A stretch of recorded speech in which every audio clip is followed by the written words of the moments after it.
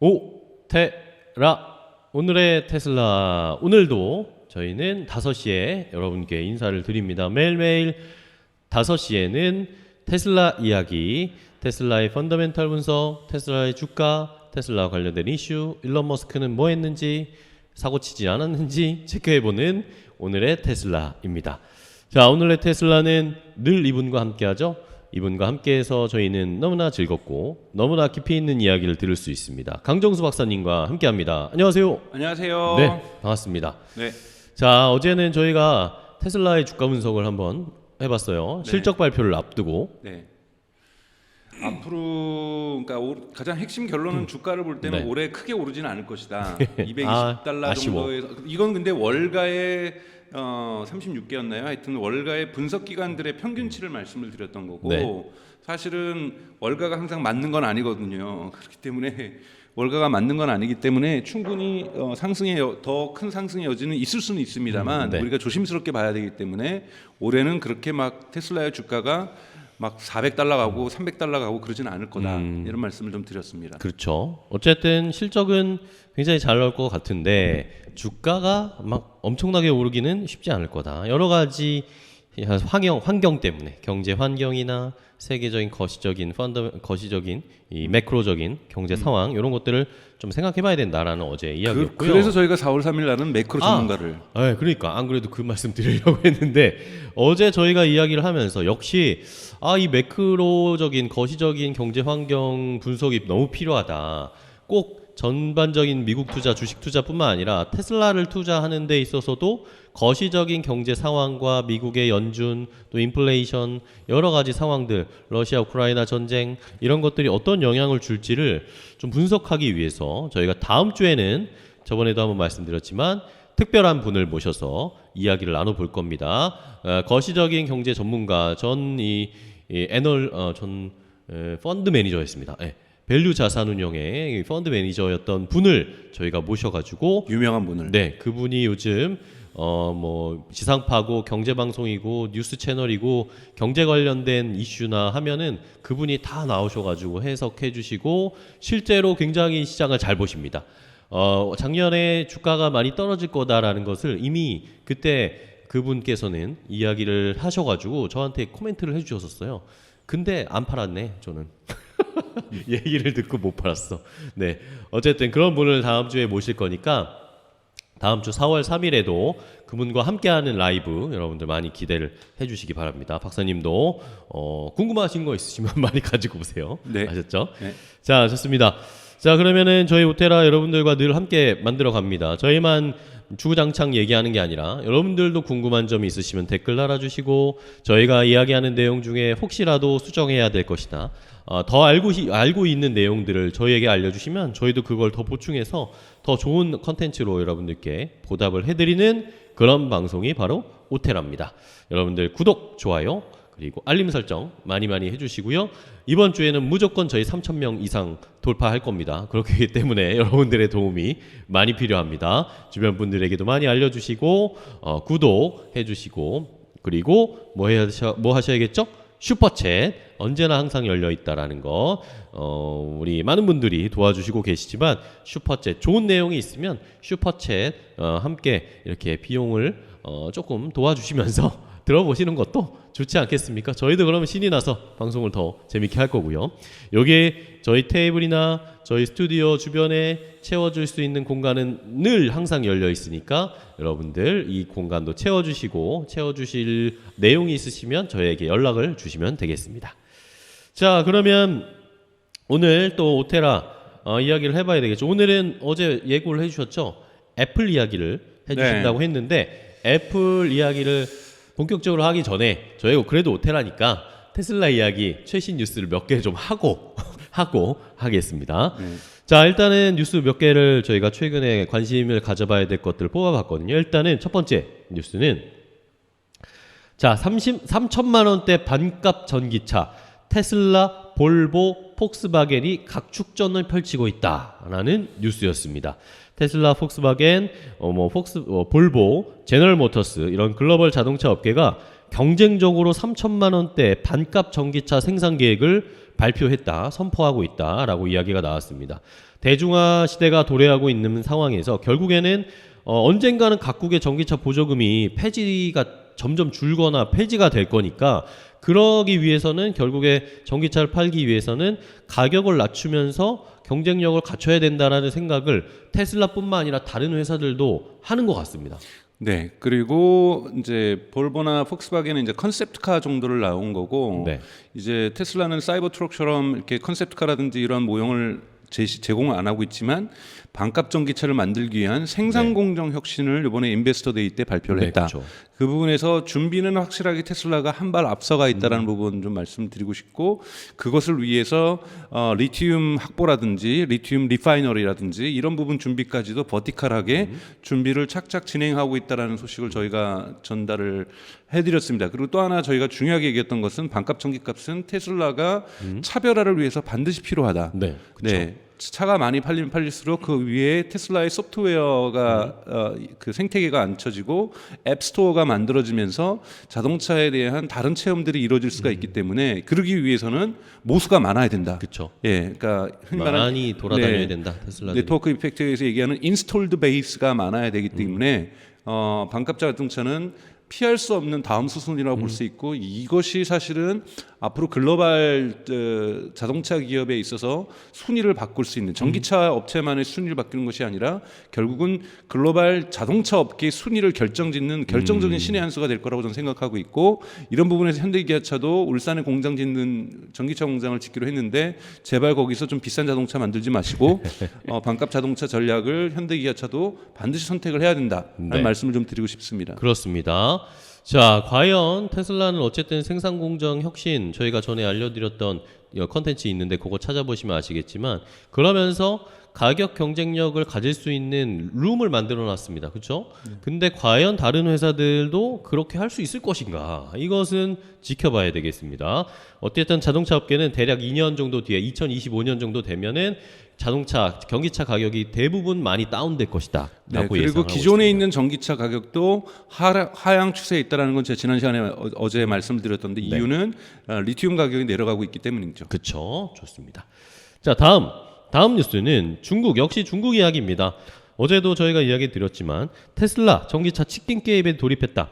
중국에서 대대적인 가격 할인, 저희가 계속 이야기 해드리고 있죠. 1분기에 테슬라가 중국에서 가격을 계속 낮추면서 판매를 꽤나 많이 했고, 이러면서 실적도 꽤나 좋아질 수 있을 것이다. 그런데 자, 테슬라가 시장을 이렇게 흔들어 버리니까 다른 중국의 전기차 기업들도 가격을 내리고 있다는 겁니다. 왜냐하면 다른 어떤 분은 뭐 중국에 있는 BYD라든지 뭐 진리가 뭐 적자라고 얘기하시는데, 실제적인 통계 수치에서는 10%대 이익률을 보여주고 있어요. 물론 플러그인 하이브리드를 합친 그 부분이긴 합니다만, 그러니까 현대차가 아주 작은 이윤율을 겨우 남기는 것 위해서 중국 같은 경우에는 특히 이 저가형 그 배터리가 들어갑니다. CATL에. 네.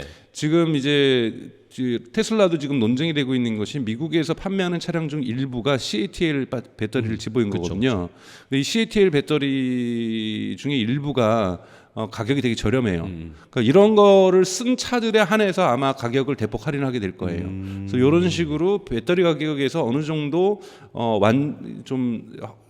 자금을, 그러니까 이윤율을 확보한 상태에서 가격 할인이 들어가는 거다. 그래서 가격 할인 들어가는 차량 중에 많은 경우에는, 근데 그것이 심각한 정도로 품질에서 뭐 훼손이 있느냐 아니라 레인지, 그러니까 즉 한 번 충전했을 때 주행 거리가 조금 짧다는 거 외에는 특별하게 나쁜 게 없거든요. 네. 그래서 그런 제품들의 가격 할인이 더 들어간다고 보시면 될 것 같습니다. 네. 자, 어쨌든 중국에서도 테슬라가 시장을 한번 흔들었습니다. 과연 중국 자동차 회사들도 가격을 어느 정도 낮출 수 있을지 봐야 되겠고요. 다음 뉴스는, 자, 테슬라 멕시코 공급망 강화, 이러면서 세미 부품을 현지서 조달할 수 있다라는 이야기가 나왔습니다. 테슬라가 첫 전기 트럭 세미에 필요한 부품을 멕시코 업체로부터 공급받을 것으로 보인다라고 하면서 멕시코에 신공장을 지으며 현지 공급망을 확충하고 있다라는 겁니다. 네. 뭐 세미만 멕시코에서? 그러는 건 아니겠죠. 그쵸. 멕시코가 자동차 생산 기지가 기아 자동차도 멕시코에 공장이 있잖아요. 네. 그것처럼 글로벌 기업들이 멕시코에 공장을 많이 갖고 있습니다. 왜냐하면은 멕시코가 북미 노스 아메리카로 들어가기 때문에 북미 이 경제 그쵸, 조약에 들어가 있고 그리고 멕시코에서 졌을 경우에는 미국에서 진 것 같은 요즘 뭐 세제 혜택이 있구나. 이런 리쇼라고 하죠. 리쇼링 이런 혜택을 받을 수가 있거든요. 네. 그렇기 때문에 멕시코에는 사실은 자동차에다가 부품을 공급할 수 있는 기업들이 많이 존재하는 걸로 알고 있습니다. 자, 이러면서 뭐 멕시코 기가 팩토리도 뭐 어쨌든 계획되어 있는 상황인데 멕시코에서의 생산량이 좀 더 늘어나거나 멕시코가 중요한 또 남미나 이런 데로 가는 중요한 기지가 될 수도 있겠다라는 생각이 계속 멕시코에서 아마 반값 자동차가 생산이 되겠죠. 그렇죠. 테슬라. 저희는 그렇게 예상하고 있죠. 네. 모델 2, 뭐 가칭 모델 2 저가 모델이 멕시코 기가 팩토리에 오픈할 때 거기서 첫 만들어지는 차가 될 네, 것이다. 2024년 12월로 지금 테슬라는 전망하고 있는데 제 생각에는 12월이 될 수도 있고 좀 빨라질 수도 있고 아니면 늦춰져서 2025년부터가 될 수가 있기 때문에 2025년이 본격적인 모델 2가 세상에 공개되는 팔리는 그런 시점이 아닐까라고 생각이 듭니다. 그렇습니다. 저희는 그때 모델 2가 공개되는 멕시코 기가 팩토리에서 나온다라는 이야기가 나왔을 때가 굉장히 중요한 순간이다라고 네. 생각을 하고 있죠. 주가에서도. 그때 되면 예를 들면 벨린 공장도 지금 주당 5,000대를 지금 생산을 하고 있는데 네. 아마 지금 그 상하이 공장이 주당 뭐 거의 7,000대, 8,000대씩 만들고 있잖아요. 그러니까 그 정도까지는 사이즈가 올라갈 거고 이미 텍사스 공장도 확장 계획을 지금 세우고 있기 때문에 벨린 공장도 마찬가지로 확장 계획을 이런 데서도 아마 모델 2들은 생산이 될 거라고 보고 있어요. 네. 좋습니다. 말씀해주신 내용이 바로 또 다음 뉴스에 나왔습니다. 테슬라 기가 팩토리 4 주간 생산량이 5천만 대를 5천만 대 아니고 저 4가 저 베를린 얘기. 네, 베를린입니다. 5,000대를 돌파했다라는 겁니다. 독일 베를린 인근에 있는 기가팩토리 4의 주간 생산량이 지난 25일, 3월 25일 기준으로 5,000대를 넘어선 것으로 파악됐다. 지난달 말 주간 생산량, 그러니까 2월 말 생산량이 4,000대를 돌파했는데 한 달 만에 어쨌든 말씀해 주신 것처럼 베를린이 어쨌든 잘 돌아가고 있는 것 같습니다. 그러니까 아직 완벽하게 돌아가는 건 아니죠. 그만큼 베를린의 공장의 가장 큰 문제점은 공장이 잘못된 것이 아니라 거기에 맞는 인력을 못 구하고 있는 거예요. 네. 직원들 못 구하고 있다는 것이 가장 큰 문제고 또 하나는 이제 이 직원들이 이제 노조 가입이 여기는 의무화되어 있거든요. 그러니까 의무화되어 있기 때문에 뽑을 때 되게 신중하다라고 말씀을 좀 드리고 싶어요. 해고도 되게 어렵고 독일 같은 경우에는 그쵸. 그렇기 때문에 아마 생산량 늘어나는 속도들이 이제야 4,000대 초기 올해 1월 달에 4,000대 돌파했었죠. 그렇게 하고 이제 5,000대 돌파하는 거는 사실은 매우 늦은 거지만 이제는 탄력을 받기 시작했다라고 볼 수가 있죠. 네. 그렇죠. 램프업 구간에 박사님 강조하시는 들어갈 수 있을지 일단은 이번 3월 25일 3월 말 기준으로는 주간 생산량 5,000대를 돌파했습니다. 더 빨라지기를 기대해 보겠고요. 다음 뉴스입니다. 자, 다음 테슬라 사이버 트럭 차체 한 방에 프레스한다. 기가 프레스로. 네. 네, 자, 요게 또 뉴스로 나왔습니다. 그때도 지난주에도 한번 말씀드렸는데 이탈리아 기업 이드라의 고압 주조 기계 기가프레스를 도입한다.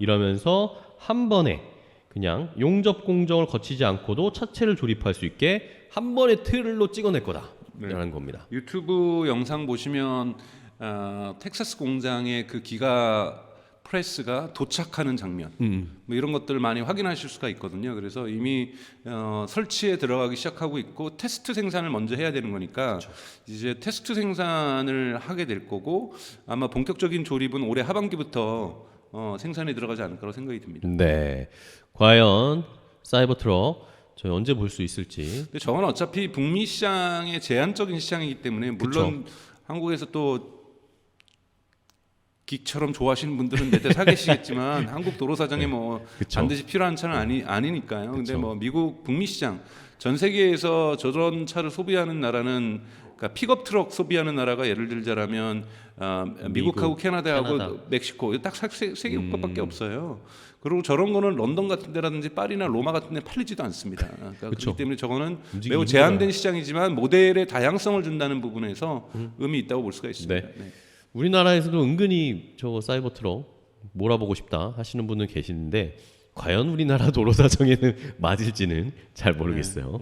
자, 마지막 뉴스. 자, 테슬라 슈퍼차저 개방 프로그램 독일에서 충전소를 69곳으로 확대했답니다. 자, 독일 내에 테슬라 슈퍼차저 스테이션이 153곳이 있는데 그 중에서 69곳이 개방이 되면서 지난해 6월에 16곳에서 큰 폭의 증가세. 어쨌든 이 테슬라의 슈퍼차저 충전할 수 있는 것을 테슬라만 고집하는 게 아니라 다른 회사의 차종에게도 오픈하겠다라는 겁니다. 그죠? 저것이 이제 워렌 버핏하고 논쟁했던 거죠. 워렌 버핏이 일론 머스크를 공격을 했었거든요. 네네.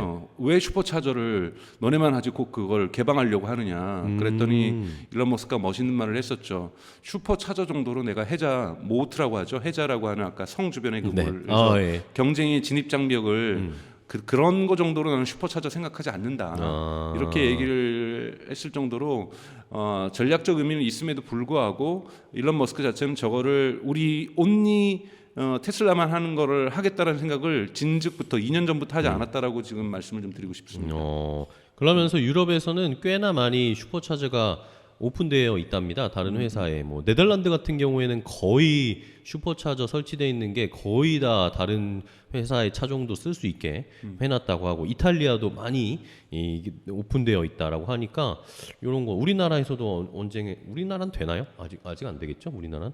잘 모르겠어요. 네, 그러니까 제가 테슬라를 안 갖고 있어서. 아시는 분들은 혹시 우리나라도 슈퍼차저에서 다른 차종이 현대차, 기아차가 충전되는지 아시는 분들은 댓글 한번 달아주시기 바랍니다.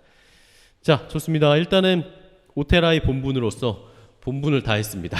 네, 그럼 애플 들어가 볼까요? 네, 오늘은 애플의 주가와 전망을 한번 이야기해 보겠습니다. 애플 네. 궁금해하시는 분들은 진짜 많아요. 네, 애플은 우리나라 5위권 안에 들어가는 ETF를 제외한다라면 테슬라가 1위고 그 다음에 사실은 또 애플이잖아요. 그렇죠.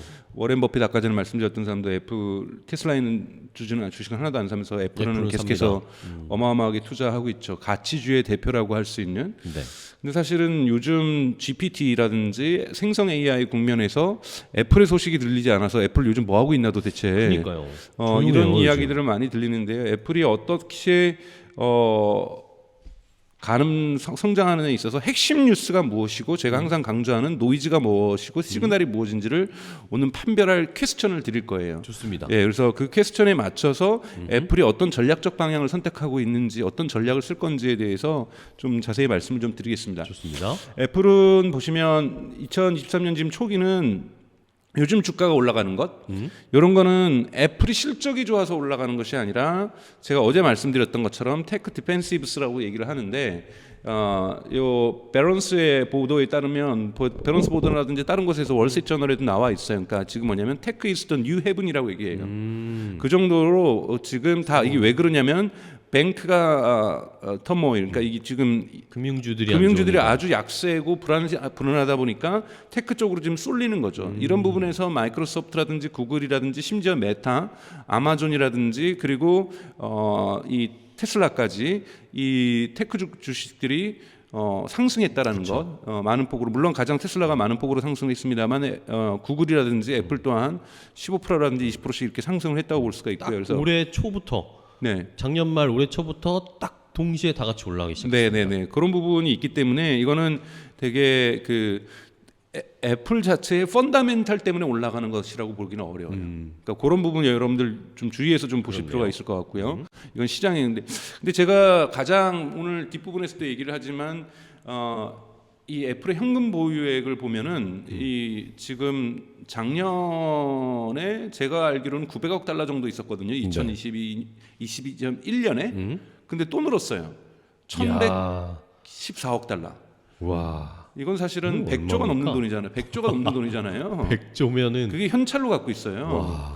그러니까 이건 근데 어떤 영향을 주냐면 네. 높은 금리의 영향을 받지 않아요. 은행 즉 애플은 은행에서 대출할 일이 없는 돈 거죠. 빌릴 필요가 없죠. 돈 빌릴 필요가 없으니까 고이자, 그러니까 높은 이자를 부담해야 될 그런 가능성들은 전혀 없다라는 부분이죠. 다만 애플이 이제 걱정하는 건 그거죠. 그러니까 이 소비 심리가 위축되고 매크로 이코노믹 상황이 안 좋아지면 사람들이 아이폰 구매를 갖다가 1년 딜레이를 시킨다든지 그쵸. 이런 부분들이라든지 맥을 살려다가 고가의 컴퓨터를 살려다가 이걸 딜레이 시킨다든지 그쵸. 또는 뭐 이런 부분들에 대한 두려움들은 그러니까 한축 소비 심리의 위축은 어쩔 수 없지만 기업 운영에 있어서 이거는 근데 사실은 미국 테크 기업들이 다 가지고 있는 장점들이에요. 그러니까 이런 부분들이 있다는 좀 말씀을 좀 드리고 싶고요.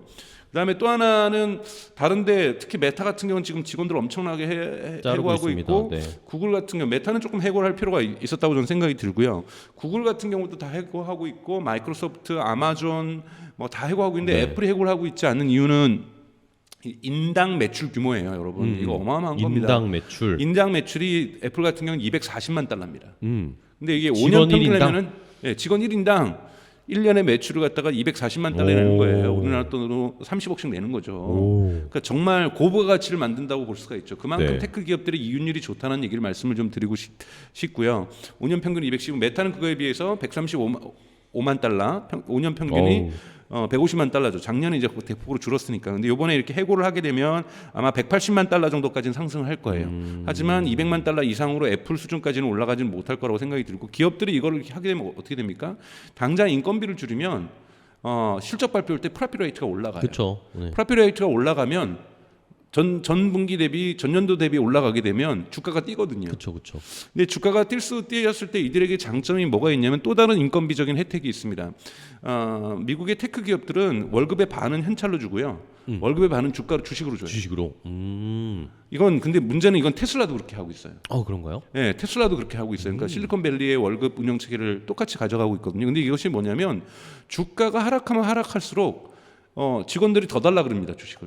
그렇겠죠. 그렇기 때문에 이건 되게 좋지 않거든요. 그렇기 때문에 항상 상승시켜줘야 되는 숙명을 가지고 있어요. 그래야 인건비를 절약을 할 수가 있고. 그렇네요. 그런데 만약에 주가가 떨어지게 되면 인건비 상승폭이 되게 큽니다. 그러면 이윤율이 확 줄어들겠죠. 그래서 이 미국의 실리콘밸리의 테크 기업들 테슬라를 포함하여 가지고 있는 숙명이 뭐냐면 계속해서 주가를 올려야 프로핏 레이트가 유지된다는 거예요. 이것도 좀 한 가지 좀 상식으로 여러분들이 그러게요. 알고 계시면 프로핏 레이트가 주가가 떨어지면 프로핏 레이트에도 영향을 주고. 그러니까 즉 프로핏 레이트에 떨어져 가지고 주가 영향을 주는 것이 아니라 주가가 하락을 하게 되면 프로핏 레이트도 떨어지고. 떨어질 수밖에 없는 그러한 조건에 있다. 그런 부분들은 보시면 좋을 것 같아요. 그렇네요. 이런 것들은 이제 단기적인 얘기들인 거고, 그래서 이 애플 주가를 여러분들 보시면 지금 왼쪽에 있는 건 6개월이고 그 다음에 오른쪽에 있는 거는 오른쪽 하단은 1년치를 본 거예요. 왼쪽은 지금 보시면 지난 6개월에서 가장 높은 고점을 지금 찍고 있고요. 그렇네요. 그러니까 대단히 6개월 동안은 지금 1년 동안을 비교를 해도 물론 최고점은 아니지만 작년에 있었던 8월이 되게 높았고 그 다음에 작년 4월달이 되게 높았잖아요. 네네. 그러니까 그 수준까지는 아니지만 대단히 거기에 3위로 육박하는 수준까지 지금 올라가고 있다라는 말씀을 좀 드리고 싶어요. 그래서 계속 올라갈 것이냐 아니냐는 제가 뒷부분에 설명을 드릴 거예요. 애플도 장기 투자의 주식이라는 거고 단기 투자 주식이 아니라는 거라는 말씀을 좀 드리고 싶고, 이렇게 상승하는 건 지금 얘기하는 거는 은행주들이 안 좋기 때문에 주식시장에서 돈이 이런 섹터별로 분배가 된다라고 한다라면 테크주 쪽으로 지금 쏠리고 있는 현상. 이것 때문에 테크주에 대한 디맨드가 크기 때문에 그러니까 이 주식에 대한 디맨드가 크기 때문에 올라가고 있는 거다. 실적하고는 직접적인 영향이 크지는 않다라는 말씀을 좀 드리고 싶습니다. 그렇습니다. 그렇다면 이제 가장 중요한 건 애플의 실적을 봐야 될 텐데, 실적 보기 전에 우리가 봐야 될 핵심 질문이 뭐냐면 이 팀 쿡이 얘기했던 거예요. 팀 쿡이 뭐라 그랬냐면 애플은 2030년에 매출을 650억 달러 정도까지 그러니까 어기니까 뭐죠? 6,500억 달러. 빌리언이니까요. 그렇죠? 네. 6,500억 달러까지 2030년 레비뉴를 높여내겠다라는 것이 팀 쿡의 계획이고, 자기는 그것까지 하고서 퇴사하겠다 그랬어요. 그러니까 2030년까지는 팀 쿡이 있는 겁니다. 팀 쿡이 이 목표를 그러면 어떻게 달성할 것이냐? 왜냐하면 2022년 작년 말 그럴 때 거의 4천억 달러였어요. 그럼 여기다 2,500달러를 거의 더블로 지금 만들어야 되는 거잖아요. 1년 매출 말하는 거죠? 네, 연 매출이요. 연 매출. 연 매출이 애플이 작년에 3,940억 달러인데, 3,940억 달러인데 이거를 6,500달러로 만들어야 되는 거죠. 이렇게 만든다라면 주가는 당연히 올라갈 수밖에 없습니다. 같이 가겠죠. 이건 펀더멘털이 너무 좋은 거거든요. 여러분 생각해 보십시오. 이건 뭐냐면 매년 한 8%에서 9%씩 성장한다는 거예요, 매출이. 이렇게 돼야만 복리로 계산해서 그러니까 8% 9% 매년 올라가야만 이 6,500억 달러를 만들 수 되죠. 있다라는 거거든요. 네. 그래서 저는 2030년 애플이 만약에 6,500달러를 만들 수 있다라면 2030년으로 봤을 때 지금 기준으로 봤을 때 애플의 주가는 올라갈 수 있다. 즉 어떻게 그러니까 결국은 하우가 제일 중요하다. 그쵸. 어떻게 만들지? 3,940억 달러를 6,050억 달러, 6,500억 달러로 만들 것이냐. 이거는 어떤 수순을 쓸 것이냐. 왜냐하면 아이폰만 주구장창 더 많이 팔아서 저렇게는 못 하거든요. 그쵸. 왜냐하면 애플에게는 안 좋은 소식이 있었어요. 2022년 작년 7월 기점으로 처음으로 애플이 미국 시장에서 시장 점유율이 아이폰 시장 점유율이 50%를 넘었어요.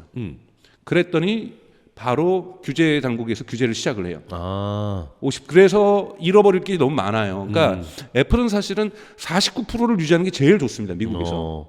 50% 넘어가면 되게 힘들어지는 거고 당연하게 한국도 힘들어질 수 있어요. 그러니까 애플은 규제 당국의 그 규제를 피하기 위해서는 49%를 유지하는 게 되게 중요한 겁니다. 시장 점유율을. 그렇네요. 그러니까 큰 시장에서 최대 시장에서 미국 시장에서는 지금 50%를 넘기는 것 치명적인 거예요. 그래서 애플 입장에서 그렇기 때문에 아이폰만으로는 절대 6,500억 달러를 만들 수가 없다라는 얘기예요. 이론적으로. 그리고 만들어서도 안 된다라는 거죠. 결국은 매출 다변화를 이뤄야 되는데 그러려면 이제 현재 애플의 이 레비뉴 브레이크다운이 필요한 거죠. 그러니까 매출의 구조가 어떤지 그걸 네. 보시면 이렇습니다. 자, 애플이 지금 매출을 정말 많이 상승하고 있어요. 그러니까 많이 상승하고 있는데 보십시오. 그러니까 이 2019년 매출이 2,600억 달러잖아요. 근데 팀 쿡이 아까 그 말을 했던 게 언제냐면 2020년이에요.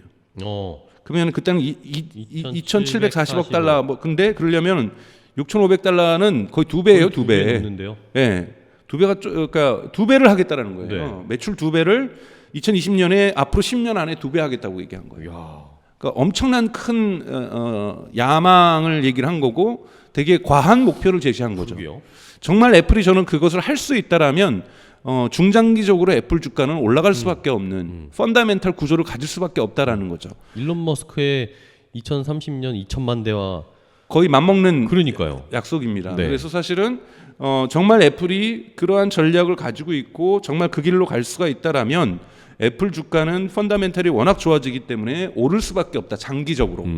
제가 항상 저는 주식 전문가 아니기 때문에 단기적으로 어떤 주식을 말씀드릴 수는 없는 거고 장기적으로 펀다멘탈에 하고 장기적으로는 같이 방향성이 같기 때문에 네. 저는 말씀을 드린 거고요. 근데 보십시오. 우선 진한 남색깔 같은 경우에는 이게 아이폰인 거고요. 아이폰 매출이 정말 많이 늘었어요. 그렇네요. 이것이 근데 애플에겐 부담스러운 수준까지 늘었다는 거예요. 그래서 우선 오른 데에는 또 고가 상품이 프로가 들어가면서 또 오른 것도 있고요. 그쵸. 네, 프로가 들어가면서 오른 것도 있고 비싸요. 그다음에 아이맥이나 그냥 그 아이패드 매출은 오르긴 오르지만 고만고만하다고 볼 수가 있어요. 그렇네요. 근데 이제 뭐가 올랐냐면 서비스라고 적혀 있는 부분입니다. 맨 위에 있는 거 서비스. 네, 서비스가 꽤나 많이 늘었죠. 서비스. 그렇네요. 네, 이 서비스에 해당하는 것들이 뭐냐면 이 애플 뮤직, 애플 TV, 애플 TV. 그다음에 또 뭐가 있을까요? 또 뭐 있을까요? 애플 이거예요. 이거부터 보면 광고예요. 광고. 네, 사실 광고 매출이 2022년에 무려 200억 달러. 우리나라 돈으로 뭐죠? 20조인가요? 20조가 넘죠. 네. 우리나라로 광고로만 20조 넘게 벌었어요. 근데 여러분 광고는 프로핏 레이트가 얼마일 것 같으세요? 엄청 높겠죠. 거의 90%를 네. 육박하는 겁니다. 그쵸. 그러니까 이 정도 했을 때 프로핏은 그냥 현금을 돈다발을 챙겼다라는 그쵸, 거예요. 그냥, 예. 근데 이게 2022년에 왜 그랬냐면 2021년 말에 여러분도 아시는 메타 이 추적 장치, 그러니까 애플 ATT라고 해서 애플 그 트래킹 트랜스퍼런스라고 하는 이 ATT라는 정책을 발표하고 실행을 하죠. 그렇죠. 그러면서 메타의 매출이 꼬꾸라지거든요. 급감했죠. 그래서 어떤 사람들은 메타 돈 뺏어가지고 강도질한 거다 이거는 뭐 이런 얘기도 있어요. 그래서 과거에 여러분들 기억나실 거예요. 그러니까 페이스북이나 인스타그램을 보면은 앱 인스톨, 그러니까 앱 설치 광고가 되게 많았어요. 근데 요즘 그거 싹 사라졌습니다. 그렇죠. 그러니까 즉 페이스북이나 인스타그램에다가 게임 앱이라든지 이런 거 설치 광고해도 전혀 전환이 발생하지가 않아요. 그런 거 광고주들이 어딜 갑니까? 앱스토어로 다 가는 거예요. 그냥 앱스토어에 광고를 하자. 그냥 네, 그렇게 되는 거고 2026년 광고 매출 목표가 무려 300억 달러예요. 달러. 이건 대단히 높은 수치잖아요. 그런 면에서 볼 때 그래서 지금 와이어드 같은 경우에는 이렇게 보도를 했어요. Apple is an ad company now. 그러니까 즉 광고 회사가 됐다. 이 정도 이것도 하나의 서비스 부분에서 이거를 높여내는 하나의 흐름 원인 중에 하나다. 네네. 그래서 서비스 부분 상승에서는 애플 TV도 있지만 애플 TV가 요즘 잘 되거든요. 애플 TV 여러분들 그 뭐죠? 미식 축구를 지금 NFL? 예, 뭐 거기가 아마존에서 하면 애플 같은 경우에는 아마 미국 NBA 농구인가 뭔가를 하고 있을 거예요. 스포츠 중계를. 네, 스포츠 중계를 하죠. 스포츠 중계할 때는 여러분 중간 광고 다 있습니다. 그쵸. 예, 이것도 애플의 광고 수익이에요. 그쵸. 예, 그래서 요즘 빅테크들이 많이 스포츠 라이브 중계, 스트리밍에 들어가고 있고 이것 또한 광고 매출을 늘려내는 하나의 지점이다. 그래서 서비스 부분에서의 광고 매출도 늘어낼 것이다. 그래서 제가 이렇게 또 분류를 하면 또 서비스는 뭐가 있냐면 요즘 한국에서 시작했던 애플페이도 있습니다. 아, 그쵸. 애플페이. 얼마 전에 네. 지난주에 게시됐던. 네, 이런 부분도 제가 나중에 분석을 할 건데. 좋아요. 그래서 제가 이제 두 개로 나눠봤어요. 그러니까 이 에픽센터니까 이 진원지잖아요. 가장 핵심적인 우리의 전략 기지. 이건 아이폰이고. 아이폰. 그다음에 이 비치헤드는 뭐냐면 우리의 교두부들이에요. 어디를 침공해서 싸우는 거. 원래 애플이 하지 않았지만 하나씩 들어가는 거죠. 그래서 비치헤드가 예를 들자면 지금까지 페이먼트 시장이 있는 거고. 페이. 그다음에 게임도 지금 열심히 하고 있고. 그다음에 미디어 부분 뉴스라든지 뮤직이라든지 애플 TV 플러스라든지 이런 걸 하고 있는 거고 있고. 여러분들이 또 하나 잘 모르시는 것이 지도예요. 매핑. 그러니까 그 애플에서 아이폰에서 지도 키면 후지잖아요, 한국은. 네. 근데 여러분 혹시 미국 가서 애플 지도 한번 켜보십시오. 미국에서 애플지도 저 써봤어요. 그래요? 어떻든가요? 그게 내비게이션도 되고 되게 편하더라고요. 네, 심지어는 구글 맵보다 좋다는 평가가 받아요.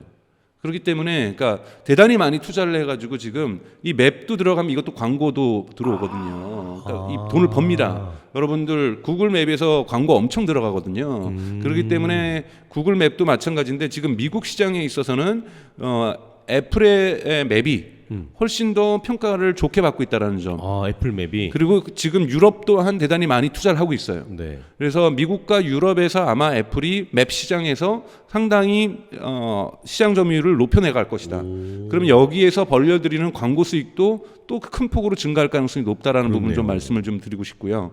그다음에 이제 아이클라우드에서 클라우드 사업 서비스도 하죠. 그래서 다들 요즘 아이클라우드 쓰시면서 돈 내시는 분들 많잖아요. 그쵸. 특히 대부분 사진이나 동영상 저장 때문에 그렇게 되는데. 금방 차요. 네, 그래서 아이클라우드 이 부분은 이거는 이제 흔히 말해서 리커링 레비뉴, 즉 계속해서 반복적으로 발생하는 레비뉴가 있는 거고, 그리고 조금 전에 말씀드렸던 광고. 이런 부분들이 그러니까 새롭게 만들 교두부들이라는 거예요. 그러게요. 예, 그러니까 이런 부분들이 이러한 교두부들을 가지고서 매출을 창출을 하게 해서 매출을 늘려낼 것이다. 그러니까 그럼 하나하나 요 비치 헤드를 살펴본다라면 그럴까요? 광고는 지금 저희가 광고 받고. 네, 광고는 지금 살펴봤고요. 또 하나가 이거예요. 이게 월스트리트저널에서 작년 8월에 보도했던 건데요. 잠깐만 지금 제목이 뭐냐면 잠깐만 언제 모든 사람들이 다 애플페이 쓰기 시작했지? 그러니까 소리 소문 없이 애플페이를 많이 쓰기 시작하더라는 거예요. 그러니까요. 막 대대적으로 많이 쓰니까 한국은 지금 뭐 애플이 워낙 애플페이가 늦게 들어오다 보니까 막 조금 지금 난리가 난 듯한 분위기지만 이미 예, 해외에서는 다 쓰고 있었죠. 보시죠. 시장 점유율이 2016년 보면은 10% 조금 넘었었어요. 네. 그런데 2017년, 18년, 19년, 20년, 21년, 22년에서 꾸준히 올라갑니다. 와. 이게 뭐냐면 그러니까 아이폰을 갖고 있는 사람 중에서 애플페이를 쓰고 있는 사람들이에요.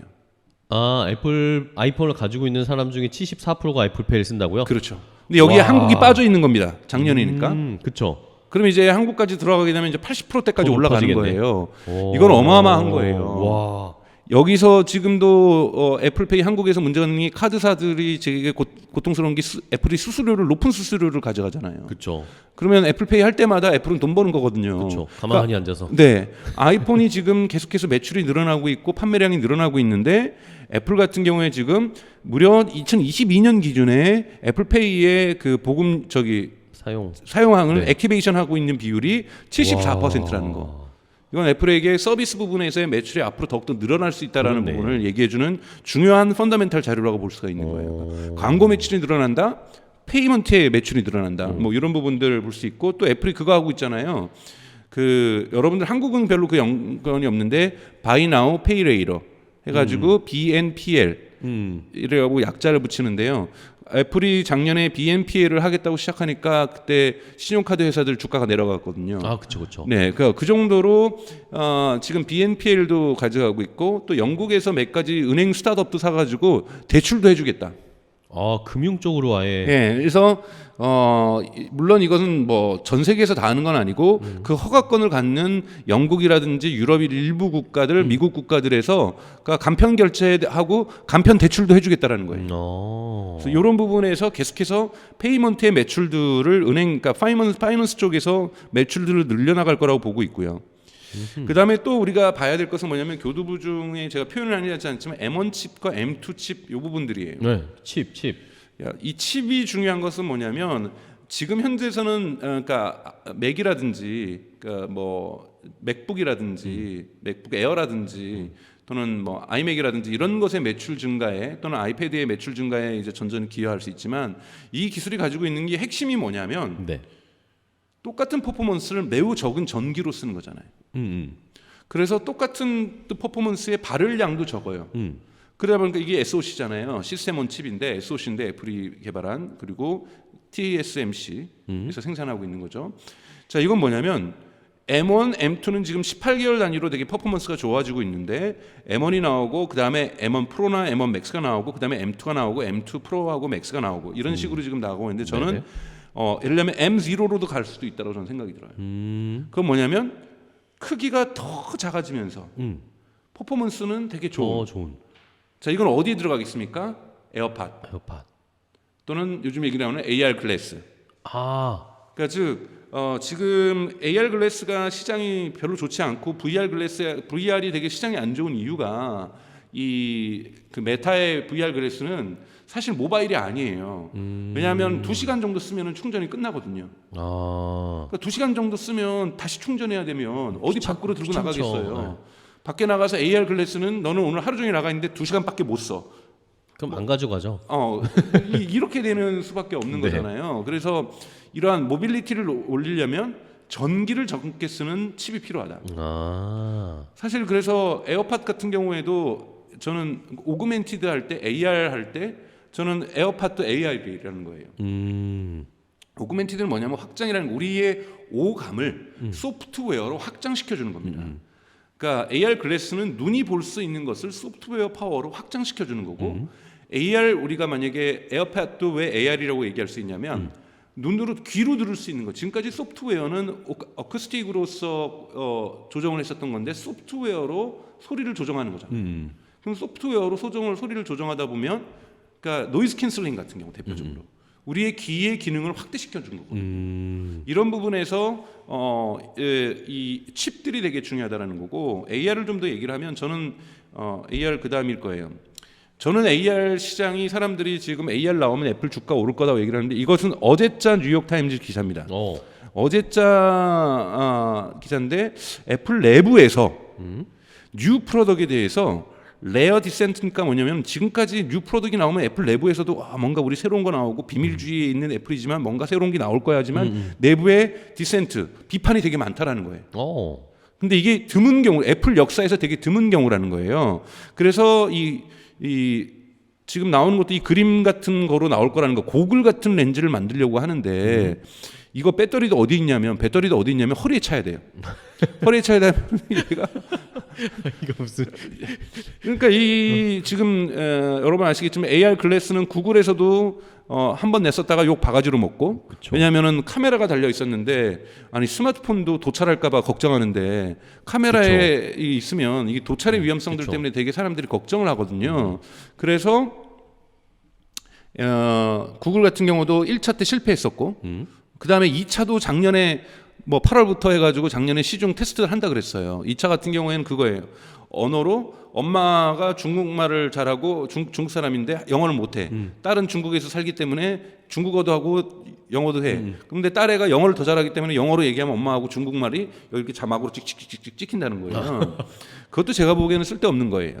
왜냐하면 스마트폰에 있는 기능이거든요. 그렇죠. 스마트폰에서 훨씬 잘하는 기능을 굳이 내가 눈을 보면서까지 이렇게까지 굳이 할 필요가 있나라는 전 생각이 들어요. 그러니까 AR 글래스가 뭐가 될 거냐면 시력 부분을 도와줘야 돼, 소프트웨어로. 예를 들어서 지금 애플 같은 경우에는 여러 종류의 하나가 아니라 여러 종류의 AR 글래스라든지 믹스드 리얼리티 중간 뭐 AR과 VR의 중간 단계 이런 것이 테스트되고 있다고 얘기를 해요. 그러니까 하나만 나오는 거 아니에요. 지금 이렇게처럼 지금 화면에 보이는 것처럼 고글 안경, 스키 때 쓰는 이런 고글 안경 같은 것도 그 중에 하나일 거고 이게 유력하다라는 보도가 계속 있어 와가지고 좀 이렇게 지금 나오고 있는 건데요. 네. 이거 말고도 홍채를 계속 인식하는 AR 글래스도 테스트 중이라는 거예요.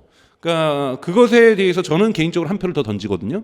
예를 들자면 그런 AR 글래스, 예를 들자면 꼈더니 그 사람의 안경을 이제 낄 필요가 없어요. 시력을 알아서 체크해줘서 시력에 맞게끔 렌즈를 바꿔준다든지.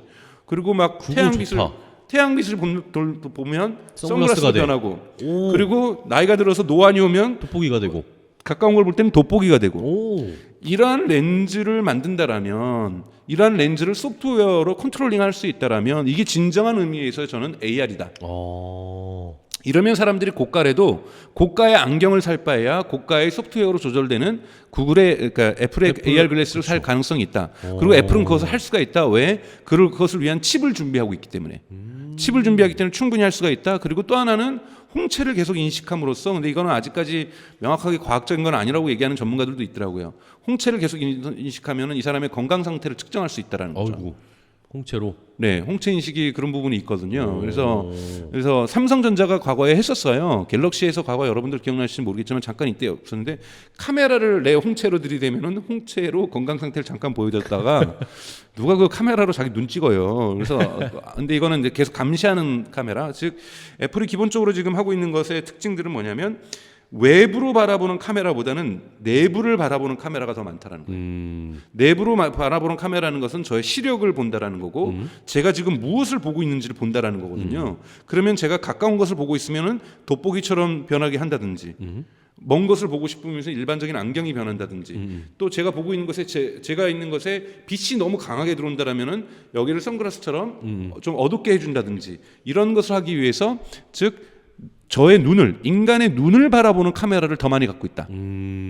이쪽으로. 네네 이런 부분도 나오고 있어요. 그래서 사람들이 이제 올해 안에 이것이 이제 아이폰과 같은 빅 체인저가 될 것이다. 뭐 이렇게 얘기하는 빅띵이 될 것이다. 이런 사람 주장하는 사람들이 있는데 저는 올해 안에 나오기 어렵다고 봐요. 지금 이 뉴욕 타임즈 기사도 내부의 비판이 많기 때문에 올해 과연 정말 출시를 할 수 있을지 잘 모르겠다. 자 그러면 애플은 올해 안에는 빅띵은 애플한테 안 나온다는 얘기죠. 빅띵은 안 나오고 오히려 저의 주장은 뭐냐면 서비스 부분에서 매출을 늘려나갈 것이다.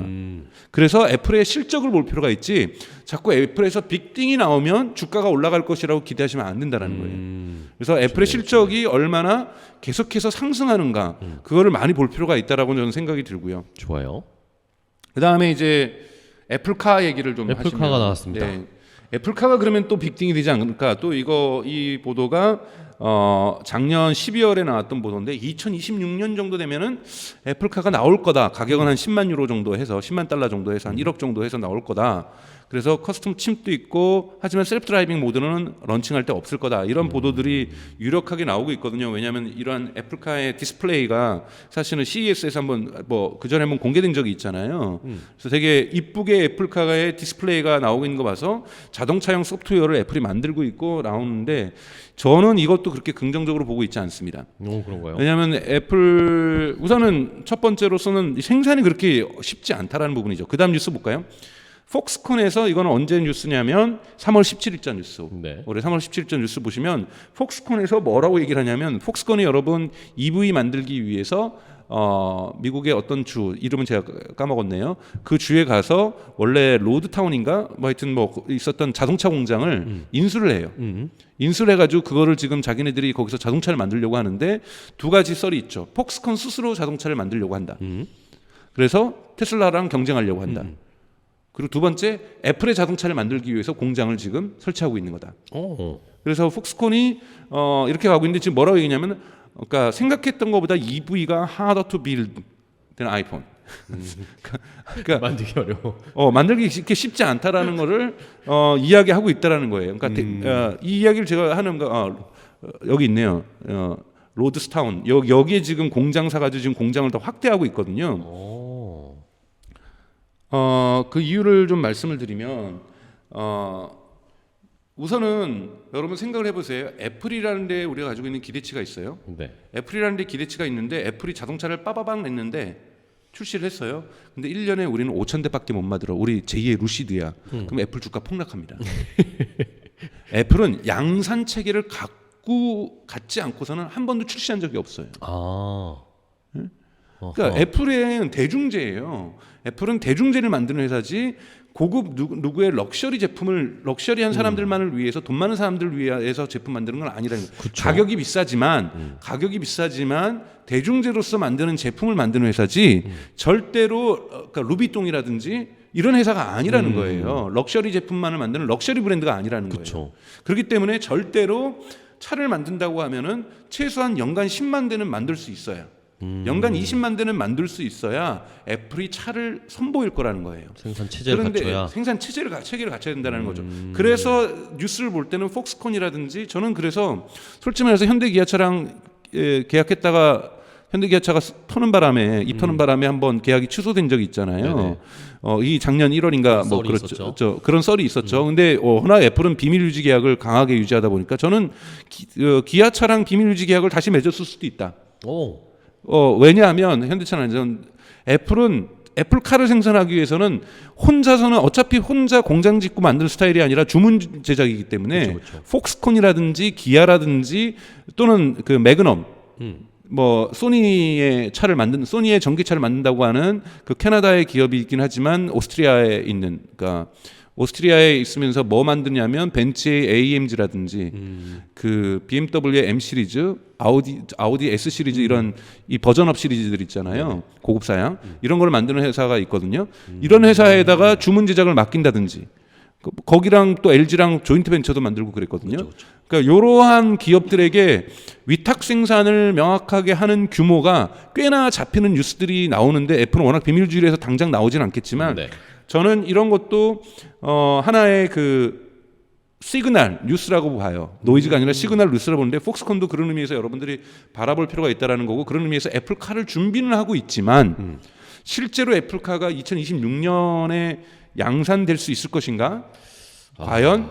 그러니까 물론 앞으로 2023년이고 올해 뭐 2024년, 2055년 뭐 3년 정도 지나서 양산하기에는 3년 정도 지나서 예를 들면은 리비안처럼 루시드처럼 제품을 만들 수는 있지만 뭐 1년에 10,000대 소량 생산을 했지만 애플은 절대 소량 생산하면 주가 폭락합니다.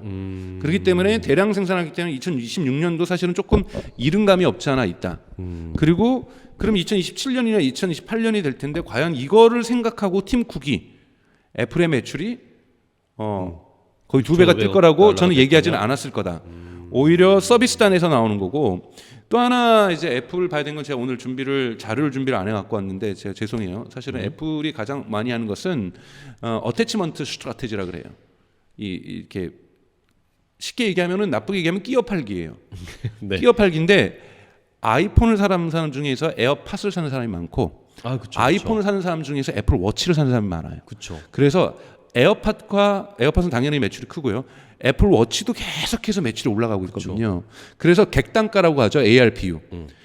아이폰의 ARPU를 갖다가 에어팟과 이거랑 매치하는 애플 워치까지 한다라면 이것이 크게 증가했어요. 와, 제가 그런 사람입니다. 네. 그러니까 즉 아이폰을 사게 되면은 워치까지 사게 된다라는 거예요. 에어팟은 기본이고 그러니까 이러한 경향성들이 매년 강화되고 있다는 것. 이것이 제가 보기에는 애플의 한 축이고요.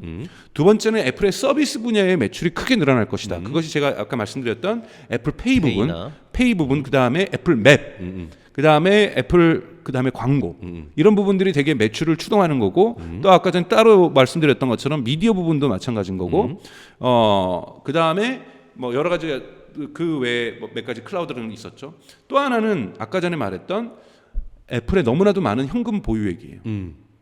보통 시가총액의 10% 정도는 주식으로서 보통 우리가 M&A를 하면은 어떤 기업을 살 때 네. 현금도 주지만 그 자사의 주식도 좀 주거든요. 근데 보통 가장 적절한 M&A에서의 자사의 주식의 규모는 최대한 줄 수 있는 규모는 시가총액이 10%라는 거예요. 근데 애플의 주가에 지금 시가총액 10%만 해도 어마어마한 돈이잖아요.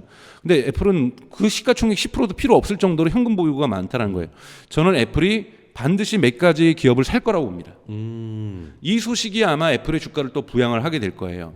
근데 이 부분에서 가장 중요한 부분은 서비스 분야에서 매출을 올릴 수 있는 거지 하드웨어 부분은 아닐 거라는 거예요. 그래서 서비스 분야에서 지금 얘기되고 있는 애플이 만약에 B2B 사업으로 클라우드 사업에 지금 들어가려고 한다. 클라우드 시장은 앞으로도 계속 클 거니까 아무리 요즘 최근에 주가가 많이 올라도 저는 세일즈포스 같은 데를 살 가능성이 높다라고 봐요. 그러니까 세일즈포스 같은 경우는 살 돈이 있거든요. 충분하죠. 네, 세일즈포스가 있고 그다음에 두 번째로 이제 떠오르는 것은 애플도 지금 전략적 고민을 하고 있을 텐데 지금 AI 기업을 사야 된다는 거죠. 그러니까 AI 기업을 사서 이걸 어떻게 아이폰에 인테그레이션 시킬 것인가. 그렇죠. 그래서 앱 스토어에서 가능하면은 요즘 뭐 지난주에 이제 발표했지만 오픈 AI에서 플러그인을 발표를 했잖아요. 그럼 자꾸 이 앱에 기존 전통 앱에다가 플러그인을 붙인다라는 거거든요. 이 플러그인을 통해 가지고 매출이 발생할 수도 있고 여러 가지 것이 발생할 수 있는데 이거는 앱스토어에서 지금 안 잡히는 부분인데 아마 이런 부분이 애플에게는 좀 골칫거리가 될 거고 그래서 아마 애플이 저는 AI 기업을 사들일 가능성도 분명히 존재한다. 네. 그래서 AI 기업을 사들이거나 클라우드 서비스를 좀 확장하기 위해서 세일즈포스 같은 데를 사들일 가능성이 있다. 근데 이거 다 뭐예요? 서비스 영역이에요. 그래서 서비스 영역에서 매출을 증대를 확실하게 가져올 거고 하드웨어는 객단가를 높이는 방향. 어태치먼트 스트라테지라고 얘기하는 이러한 방향으로 애플이 아까 말씀드렸던 첫 번째 퀘스천 어떻게 두 배, 매출 두 배를 만들 거칠게 것인가. 얘기해서 매출 두 배를 만들 것인가 이런 부분에 있다라고 그래서 이런 뉴스들 즉 서비스 분야에서 매출이 계속해서 증가하는 부분들은 애플 주가의 호재로 저는 작동할 거라고 봐요. 네. 근데 이제 애플 주가도 당연하게 리스크가 있겠죠. 그렇죠. 이 리스크는 여기서 보는 것처럼 바로 중국 리스크입니다. 차이나. 그러니까 다 지금 테슬라도 그렇고 애플도 가장 큰 리스크가 중국 차이나 그러네요. 리스크거든요. 지금 보시는 것처럼 분기별 애플이 가지고 있는 아이폰이 가지고 있는 중국 시장에서 시장 점유율이에요. 네. 그러니까 중국 사람들이 그런 말을 해요. 애플은 미국 기업이 아니라고 생각한다. 그러니까 일부러 그러려고 한대요. 애플을 너무 좋아하니까. 네. 그러니까 이걸 반미 정서에 연결시키고 싶지 않은 거예요. 그러니까 이 시장 점유율도 이 정도면은 지금 여기에 삼성전자가 없잖아요. 그러니까요. 네, 중국에서 죽었죠. 근데 이 엄청난 규모의 그 시장 점유율을 가지고 있고 두 번째는 그러니까 전체 애플의 매출 중에서 약 20%가 여러분들 중국에서 발생하고 있다고 보시면 돼요. 그렇기 때문에 20% 시장이 날아간다는 건 어마어마한 타격이잖아요. 네. 5분의 1이 날아가는 거니까요. 그다음에 이 애플의 운명이 그러니까 애플이 그러니까 어떻게 중국의 운명과 엮여져 있는가? 이게 언제 기사냐면 파이낸셜 타임즈에 1월에 나왔네요. 네, 올해 1월에 나왔던 기사를 제가 분석을 한 건데 여기 보면 여러분 자꾸 뭐 지금 탈중국한다 지금 애플이 그래가지고 인도에다 공장 짓는다 베트남에 공장 짓는다 그러는데 이게 쉽게 못해요. 보십시오. 95%의 아이폰과 아이패드하고 맥과 에어팟이 중국에서 생산되고 있어요. 네. 그럼 하루아침에 공장 못 뺍니다. 지금 아이폰이라든지 에어팟이라든지 맥이라든지 아이패드가 지금 중국에서 생산되는 양들을 지금 보여주고 있는 거잖아요. 그러니까 완전히 근데 그럼 거기에 부품을 납품하고 있는 납품업체들까지 끼면 이 공장만 철수해서 돼서 될 일이 아닌 거라는 거예요. 폭스콘 공장만 나가는 게 아니라 여기 공장에 부품을 내는 업체까지 다 나가야 되려면 되게 오랜 시간이 걸린다. 그렇죠. 한꺼번에 그리고 빼면 중국 정부가 가만 두겠어요? 반미 정서에 일어나서 매출 시장도 죽어요. 그쵸. 그렇기 때문에 매우 장기간에 걸쳐서 예를 들면 에어팟 같은 경우에는 일부를 갖다가 지금 베트남에서 만들고 있죠. 그리고 앞으로 인도에서도 만들 거겠다는 거잖아요. 저가형 아이폰이라든지 이런 것들. 뭐 사실은 저가형 아이폰이 아니라 인도에서 하는 것은 지금 이 애플이 뭘 하려고 하냐면은 아이폰 리스 사업을 하려고 해요. 사실 지금 아이폰 리스 사업을 하고 있죠. 어디서? 통신사에서. 그렇죠. 아이폰 미리 휴대폰 미리 사고 월로 이자율을 내면서 우리가 비싼 이자율 내면서 사는 거잖아요. 그쵸. 사실 그거 이자율 따져보지도 않고 사는 경향이 좀 있는데 사실 이거는 통신사가 하고 있는 건데 인도 같은 경우에는 자기네가 직접 하겠다. 아이플이 직접. 네, 왜냐하면 인도 사람들이 중국하고 다르게 이 구매력이 떨어지잖아요. 그쵸. 구매력이 떨어지기 때문에 아이폰 확산에 한계가 있는 있구나. 거예요. 그래서 저가형 모델로도 안 되고 활부 금융을 하겠다라는 거예요. 근데 이건 삼성전자도 택하고 있는 전략이거든요. 그래서 인도 시장을 공략하기 위해서 활부 금융까지 아예 하려고 하고 있다는 말씀을 조금 추가적으로 좀 드리고 싶고요. 네. 그래서 중국 시장에 많이 묶여 있다. 그래서 쉽게 탈중국은 안 일어난다. 어렵다. 그러다 보니까 중국하고 미중 갈등이 강해질 경우에는 애플이 직격탄을 맞게 돼 있어요. 그러게요. 네, 그래서 애플하고 테슬라가 가장 큰 손해를 볼 미중 갈등이 강화되면 이거는 이 비율을 이 도표가 말해주고 있다는 말씀을 좀 드리면서 여러분들 애플 주가가 언제 떨어지냐? 미중 갈등이 강화될 때. 그것이 애플에게 직접적인 영향을 주기 시작할 때 애플 가격은 떨어질 수 있다. 충분히. 이 리스크는 또 말씀을 좀 드리고 싶어요. 네. 그러니까 올라간다는 장밋빛만 있는 게 아니기 때문에. 그래서 얘기를 하면 뭐라고 그러냐면 이건 또 언제 기사냐면 3월 25일 3월 기사예요. 25일, 그러니까 얼마 지난주 전이네요. 토요일 기사인데 뭐라고 했냐면 팀 쿡의 얘기하기를 칭찬했던 애플은 중국하고 동맹 관계에 있다는 거예요. 심비오틱. 동맹 관계에 있다라는 거예요. 네. 중국하고 운명이 같이 간다라는 겁니다, 여러분. 그러니까 너무 탈중국 뉴스를 그건 제가 보기엔 반쯤 노이즈예요. 애플이 탈중국하고 있다 이런 뉴스들 많이 나잖아요. 이건 반쯤은 노이즈라고 보셔야 돼요. 탈중국이 쉽지 않다라는 거고 애플은 이렇게까지 지금 묶여 있고 이러한 부분들 애플 카를 생산할 때든 애플 뭐 AR 글래스를 생산할 때든 좀 그렇다는 말씀을 좀 드리고 싶습니다. 네. 네, 여기까지 제가 애플을 한번 정리를 해본 건데 여기에서 핵심 질문은 다시 돌아가면 이거다. 핵심 질문은 어떻게 6,500억 달러를 매출을 만들 연간 것인가. 매출을 애플이 만들 것인가. 이 부분의 핵심은 서비스 부분에 있다라는 것 그리고 아이폰에 있어서의 어태치먼트 끼어 팔기. 스트래테지 그러니까 즉 끼어 팔기 끼어서 파는 것 같은. 끼어 파는 건 아니지만 네, 끼어 파는 것 효과를 같은. 내는 즉 애플 워치하고 에어팟이 함께 매출이 올라가는 네. 뭐 이런 식의 묶음 판매 형식이 하나의 축이 있고 그다음에 서비스의 다양한 부분들 페이먼트 시장들 그다음에 맵 시장들 광고 시장들 계속해서 커지고 있는 미디어 시장들 이런 것들이 존재한다. 그리고 또 하나는 애플은 필요하다라면 돈이 많기 때문에 현금이 많기 때문에 좀 써야 될 현금이기 때문에 적대적 인수할 거다. M&A를 할 거다. 여기에 저는 클라우드 사업이 되게 성장하고 있기 때문에 세일즈포스 같은 이 정도의 규모의 기업도 인수할 가능성이 높다. 이런 거는 애플의 주가를 부양할 거다. 왜? 서비스 부분의 매출을 늘릴 것이기 때문에. 그런데 오히려 애플 글래스라든지 애플 카라든지 애플 카라든지는 조금은 2030년까지의 핵심 전략이 아닐 수도 있다. 물론 이걸 위한 M1 칩과 M2 칩이 준비되고 있지만 이거는 자동차에도 쓰일 수 있겠죠. 자동차에도 쓰일 수 있거나 AR 글래스에서 쓰여서 사실은 메타를 넘어설 수도 있겠지만은 이 부분에는 아직까지는 정답이 나와 있지 않기 때문에 아직까지 눈에 도움이 되는 오히려 애플의 헬스케어 쪽 이런 비즈니스가 커질 수가 있고 또 애플이 인수한다면 저는 헬스케어 쪽 비즈니스를 인수를 또 할 수도 있다고 저는 생각이 들어요. 지금 카카오가 헬스 사업에 뛰어들면서 하고 있는 것이 우리 당 측정을 상시적으로 할 수 있는 기계 이걸 카카오가 만들어서 팔려고 하고 있거든요. 그러니까 이런 식으로 점점 디지털 헬스케어 그러니까 헬스케어에서도 디지털 헬스케어 부분이 시장이 커지고 있기 때문에 여기에서도 애플이 M&A를 할 수 있는 가능성은 존재한다라고 생각이 들어요. 그래서 이런 몇 가지 서비스 부분의 성장들, M&A 성장들, 그러니까 M&A의 어떤 여부들 이런 부분들이 애플 뉴스의 시그널이고 애플 뉴스의 시그널과 노이즈를 가르는 것은 바로 2030년까지 6,500억 달러의 매출을 내겠다라는 거의 2배를 만들겠다라고 하는 이 팀 쿡의 계획이 현실화될 수 있는 펀더멘탈을 조성할 수 있느냐 없느냐. 네. 여기에 달려 있다라는 거고 저는 중장기적으로 그래서 애플이 워렌 버핏도 이런 거 보고서 같이 주라고 해서 들어가는 거거든요. 그래서 이런 펀더멘트를 어떻게 만드는지 한번 지켜볼 필요 있다고 저는 생각이 듭니다. 너무 빅띵에 포커스를 맞출 필요는 없다. 네.